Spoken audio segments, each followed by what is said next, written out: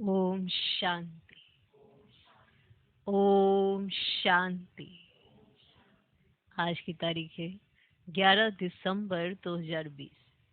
साकार महावाक्य। बाबा कहते मीठे बच्चे, Madhuban holiest of the Holi बाप का घर है।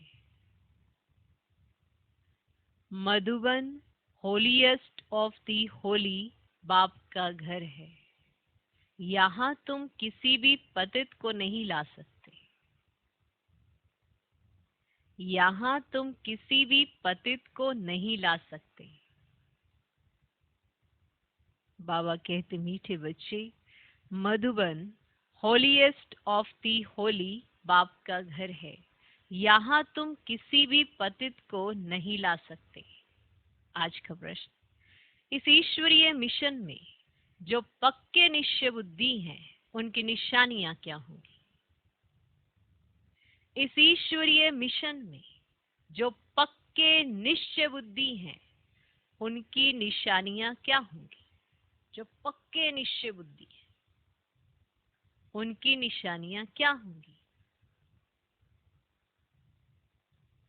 उत्तर, 1, विनिंदा स्तुति मान अपमान सब में धीरज से काम लेंगे।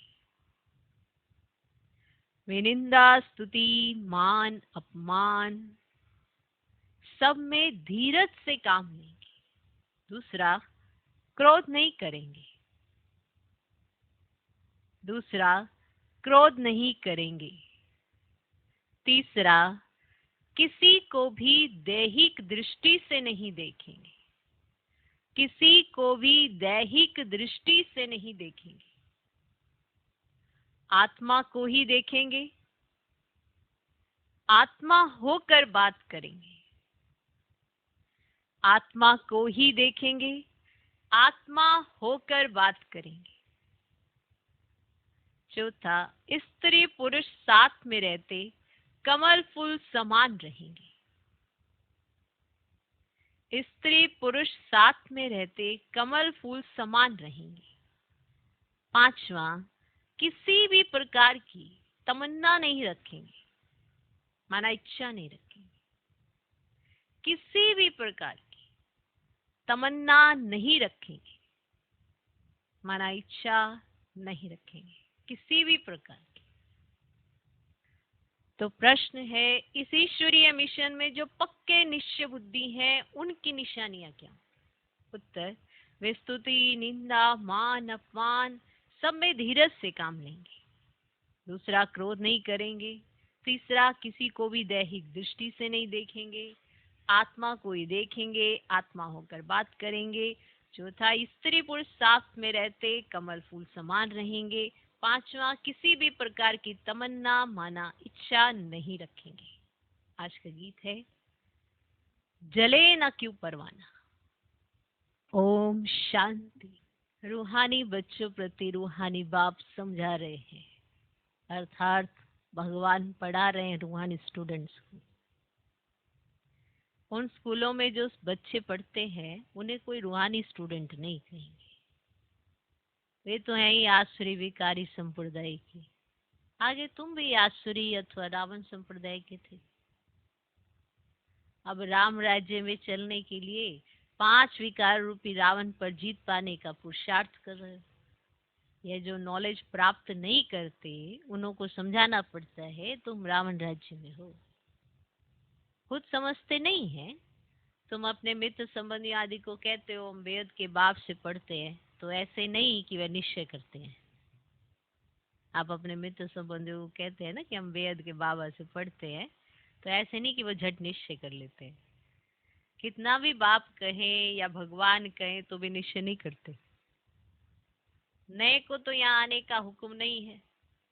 बिगर चिट्ठी बिगर पूछे तो कोई आ भी नहीं सकते, परंतु कहाँ कहाँ कोई आ जाते हैं। ये भी कायदे का उल्लंघन है। एक एक का पूरा समाचार नाम आदि लिख पूछना होता है। इनको भेज देवे है ना, ऐसे पत्र लिखकर, और पूरा उसका समाचार कौन है कैसे परिचय दिया तो फिर पूछना होता है इनको भेज दे में बाबा। फिर बाबा कहते हैं भले भेज दो।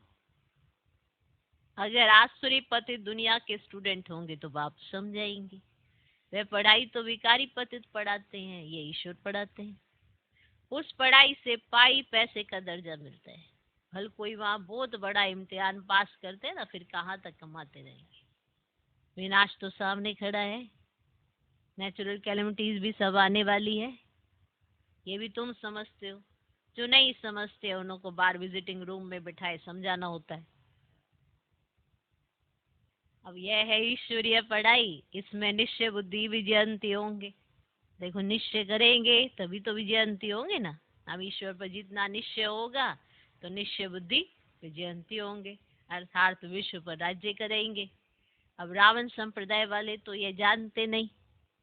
अब इसमें बड़ी खबरदारी चाहिए। परमिशन बगैर कोई भी अंदर आ नहीं सकता। ये कोई घूमने फिरने की जगह नहीं है। थोड़े समय में कायदे कड़े हो जाएंगे, क्योंकि यह है holiest of the holy. Shiv Baba को इंद्र भी कहते हैं ना।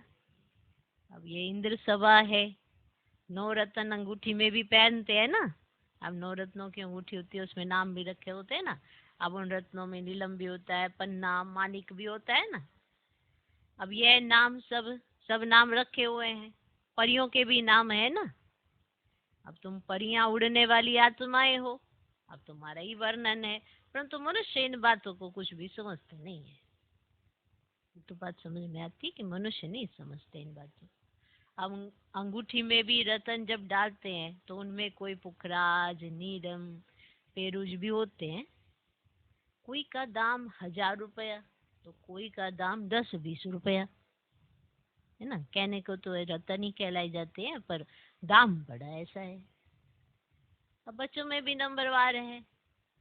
कोई तो पढ़कर मालिक बन जाते हैं, कोई फिर पढ़कर दास दासियां बन जाते हैं। राजधानी स्थापन होती है ना, तो बाप बैठ पढ़ाते हैं। इंद्र भी उनको ही कहा जाता है। इनको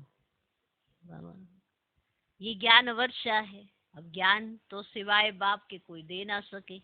तुम्हारी एम ऑब्जेक्ट ही यह है। अगर निश्चय हो जाए कि ईश्वर पढ़ाते हैं, फिर वह पढ़ाई को छोड़ेंगे नहीं। जो होंगे ही पत्थर बुद्धि, उनको कभी तीर नहीं लगेगा।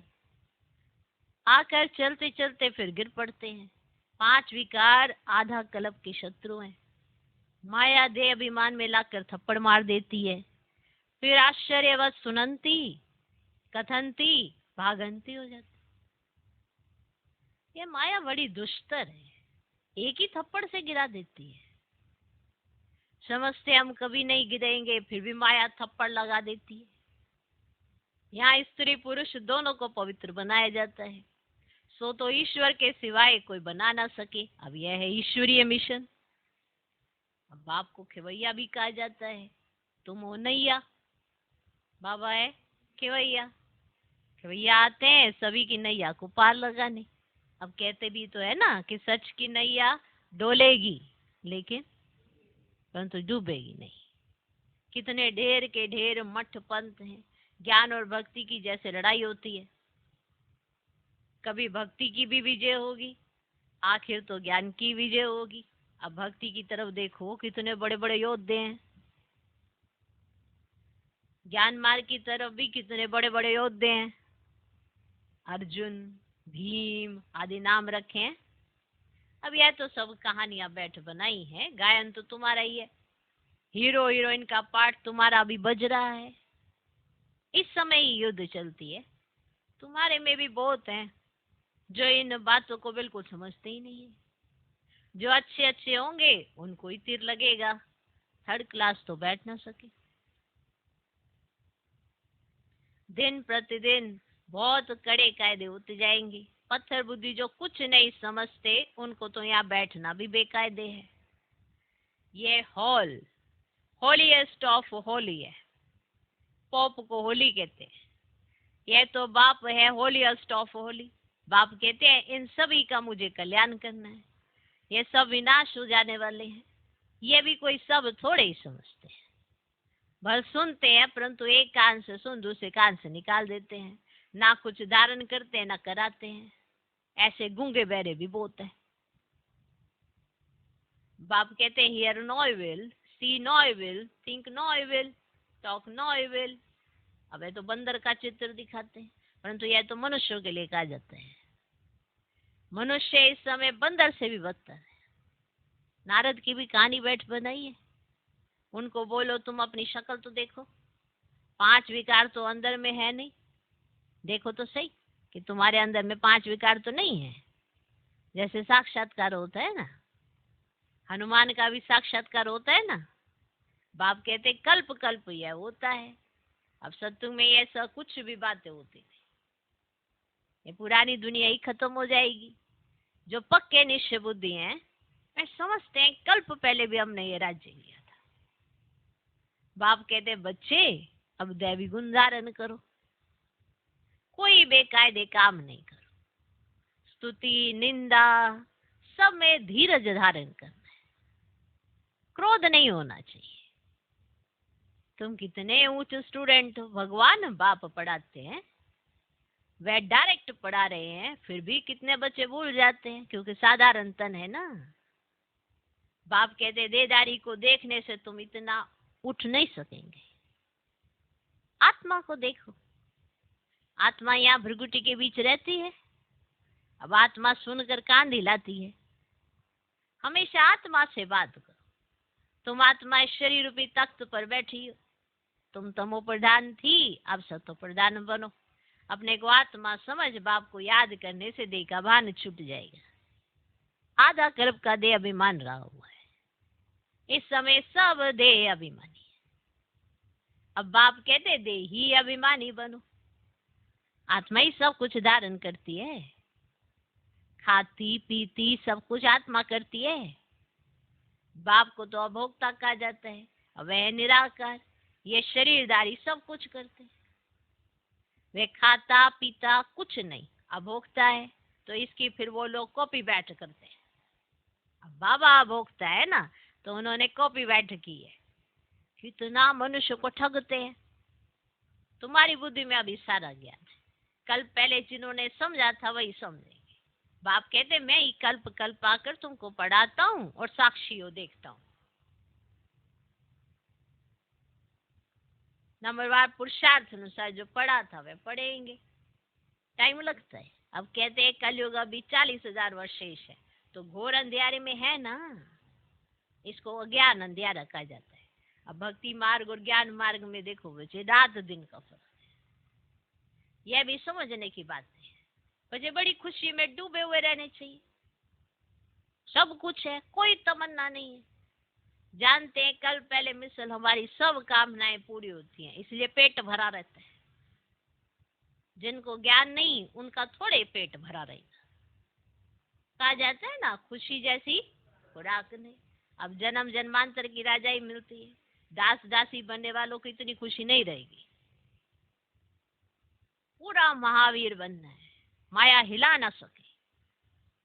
बाप कहते हैं आंखों की बड़ी संभाल रखनी है, क्रिमिनल दृष्टि ना जाए। स्त्री को देखने से चलायमान हो जाते। अरे तुम तो भाई बहन कुमार कुमारियां हो ना, कुमार कुमारी हो ना, फिर कर्मेंद्रियां चंचलता क्यों करती। बड़े बड़े लखपति करोड़पति को भी माया खलास कर देती है, गरीबों को भी माया एकदम मार डालती है। फिर कहते बाबा हमने धक्का खाया, अरे 10 वर्ष के बाद भी हार खा ली, अब तो पाताल में गिर पड़े। अंदर में समझते हैं इनकी अवस्था कैसी है। कोई कोई तो बड़ी अच्छी सर्विस करते हैं। कन्याओं ने भी भीष्म पितामह आदि को बाण मारे है ना, गीता में थोड़ा बहुत है, ये तो है ही है ना। भगवान उवाच, अगर कृष्ण भगवान ने गीता सुनाई तो फिर ऐसा क्यों कहते मैं जो हूँ जैसा हो कोई बिरला जानते, तो ये नहीं कहते ना। कृष्ण यहाँ होता तो पता नहीं क्या कर देते। अब कृष्ण का शरीर तो होता ही है ना सतयुग में। अब यह नहीं जानते कि कृष्ण के बहुत जन्मों के अंत के शरीर में मैं प्रवेश करता हूं। अब कृष्ण के आगे तो झट सब भाग जाए।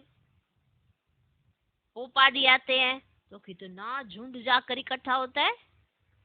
अब मनुष्य ये थोड़ी समझते कि इस समय सब पतित तमो प्रधान है। अब कहते भी हैं कि हे पतित पावन आओ, परंतु समझते नहीं है कि हम पतित हैं। बच्चों को बाप कितना अच्छी रीति समझाते हैं। बाबा की बुद्धि तो सब सेंटर्स के अनन्य बच्चों तरफ चली जाती है। जब जास्ती अनन्य बच्चे यहाँ आते हैं ना, तो फिर यहाँ देखता हूँ, नहीं तो बाहर में बच्चों को याद करना पड़ता है। उनके आगे ज्ञान डांस करता हूँ, क्योंकि जो आगे बैठे वो ध्यान से सुन नहीं रहे, तो बाबा उनको मर्ज करते हैं, फिर ज्ञान डांस करते हैं। वाह, है ना कमाल। मेजोरिटी ज्ञानी तो आत्मा होते हैं, तो मजा भी आता है नहीं। जब बाबा के जो वो अनन्य बच्चे बाबा के सम्मुख आते हैं, तो बाबा ज्ञान डांस करते हैं। फिर अगर यहाँ नहीं बैठे होते हैं वो बच्चे, बाहर सेंटर पे होते हैं, तो बाबा उन्हों को देखकर यहाँ मुरली चलाते हैं, ज्ञान डांस यहाँ करते हैं। मेजोरिटी ऐसे बच्चों को मर्ज करके बाबा ऐसे करते हैं। अब मेजोरिटी ज्ञानी तो आत्मा होते हैं ना, तो मजा भी आता है, नहीं तो ये तो बच्चों पर कितना अत्याचार होते हैं ना, कल्प कल्प सहन करना पड़ता है। ज्ञान में आने से फिर भक्ति भी छूट जाती है। घर में समझो एक मंदिर है, स्त्री पुरुष दोनों भक्ति करते हैं। अब स्त्री को ज्ञान की चटक लग जाती है, तो भक्ति छोड़ देती, तो कितना हंगामा हो जाएगा। विकार में भी ना जाए, शास्त्र आदि भी ना पढ़े, तो झगड़ा होगा ना। इसमें विघ्न बहुत पड़ते हैं। कोर्ट सत्संग में जाने के लिए रोकते नहीं है, यहाँ है पवित्रता की बात। पुरुष तो नहीं रह सकते, तो जंगल में चले जाते, स्त्रियां कहाँ जाए। स्त्रियों के लिए वह समझते नर्क का द्वार है। बाप कहते ये तो स्वर्ग का द्वार है। तुम बच्चियां अभी स्वर्ग स्थापन करती हो, इनसे पहले नर्क का द्वार थी, अभी स्वर्ग की स्थापना होती है। सत्युग है स्वर्ग का द्वार, और कलयुग है बच्चे नर्क का द्वार। ये समझ की बात है। तुम बच्चे भी नंबरवार पुरुषार्थ अनुसार समझते हो, भल पवित्र तो रहते हैं, बाकी ज्ञान की धारणा नंबरवार होती है। तुम तो वहां से निकल कर यहाँ आकर बैठे हो, परंतु अब तो समझाया जाता है ना, गृहस्थ व्यवहार में रहना है। उन्हों को तकलीफ होती है। इसने पूछा ना कि शुरू शुरू में तो सब भाग के आ गए थे, तो रहे, तो उस समय भट्टी बननी थी, यज्ञ की आदि थी, तो जो भी ऐसे आता गया, तो उस परमान समय को देखकर, सरकमस्टांसेस को देखकर ऐसे बाबा ने डायरेक्शंस दिए। लेकिन साथ साथ ये भी कहा कि जब एकदम बैलेंस हो जाता है, थोड़ा ठीक हो जाता है, तो क्या कहा जाता है, बाबा आया किस लिए, गृहस्थ व्यवहार में पवित्र बच्चों को बनाने के लिए, इसीलिए तो बाबा आया है ना। तो फिर बाबा ने ये पाठ पक्का कराया। तुम तो वहां से निकल कर यहाँ आकर बैठे हो, परंतु अब तो समझाया जाता है गृहस्थ व्यवहार में रहना है। उन्हों को तकलीफ होती है, यहाँ रहने वालों के लिए तो कोई तकलीफ नहीं है। जो यहाँ रहते हैं उनको तो कोई तकलीफ नहीं है, जो बाहर रहते हैं उनसे पूछो तकलीफ कितनी होती है। तो बाप समझाते कमल फूल समान गृहस्थ व्यवहार में रहते पवित्र। सो भी इस अंतिम जन्म की बात है। गृहस्थ व्यवहार में रहते हुए अपने को आत्मा समझो, आत्मा ही सुनती है, आत्मा ही है बनी है, आत्मा ही जन्म जन्मांतर भिन्न भिन्न ड्रेस पहनती आई है। अब हम आत्माओं को वापस जाना है, बाप से योग लगाना है। मूल बात है ये। बाप कहते हैं मैं आत्माओं से बात करता हूँ। आत्मा भृगुटी के बीच रहती है, ऑर्गेन्स द्वारा सुनती है। कौन? आत्मा। आज कितनी बार आत्मा आत्मा आया होता। अब आत्मा इनमें नहीं होती तो शरीर मुर्दा बन जाता। बाप कितना वंडरफुल ज्ञान आकर देते हैं। परमात्मा बिगड़ तो ये बातें कोई समझा ही ना सके। सन्यासी आदि कोई आत्मा को थोड़ी देखते हैं, वे तो आत्मा को परमात्मा समझते हैं। दूसरा फिर कहते हैं आत्मा में लेप छेप नहीं लगता है, अब शरीर को धोने गंगा में जाते हैं। अब यह भी नहीं समझते कि आत्मा ही पतित बनती है। दूसरा फिर कहते हैं आत्मा में लेप छेप नहीं लगता, अब आत्मा ही तो सब कुछ करती है। अब बाप समझाते रहते हैं ये मत समझो हम फलाना हूँ, ये फलाना हूँ, नहीं, सब आत्मा है। जाति पाति का कोई वेद नहीं रहना चाहिए। अपने को आत्मा समझो। क्या करो? आत्मा समझो। गवर्नमेंट कोई धर्म को नहीं मानती, ये सब धर्म तो दे के है ना, परंतु सब आत्माओं का बाप तो एक ही है।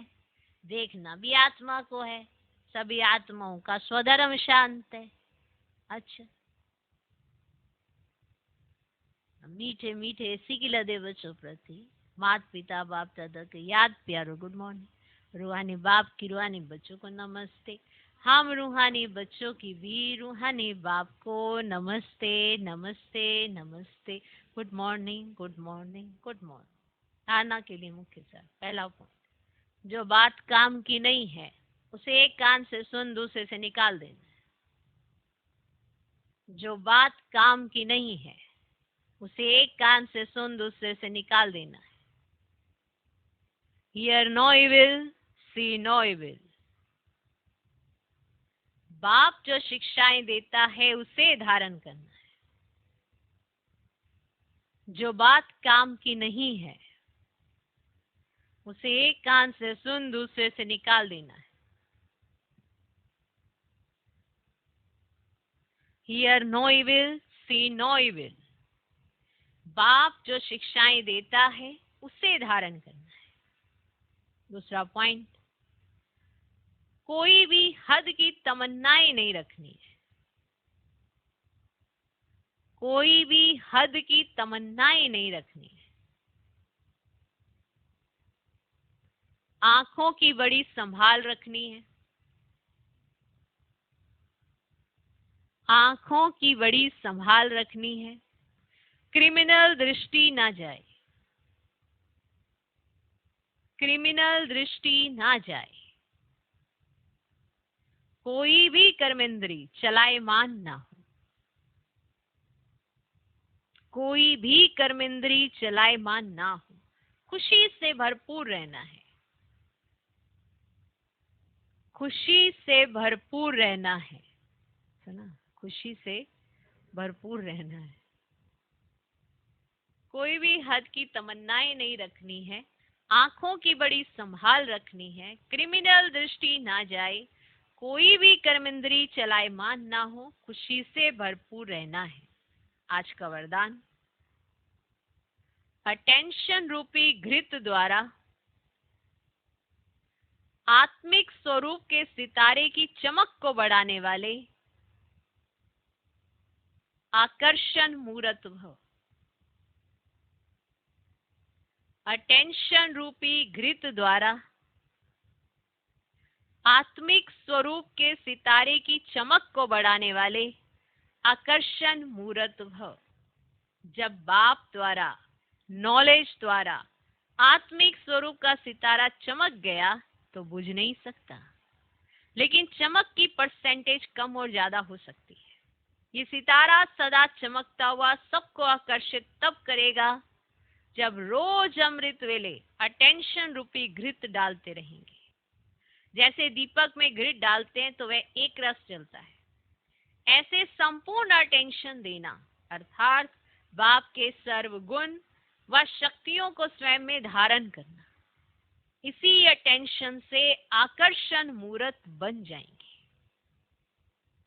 आज का स्लोगन, बेहद की वैराग्य वृत्ति द्वारा साधना के बीज को प्रत्यक्ष करो।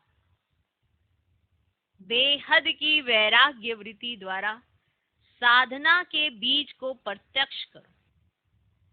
ओम शांति।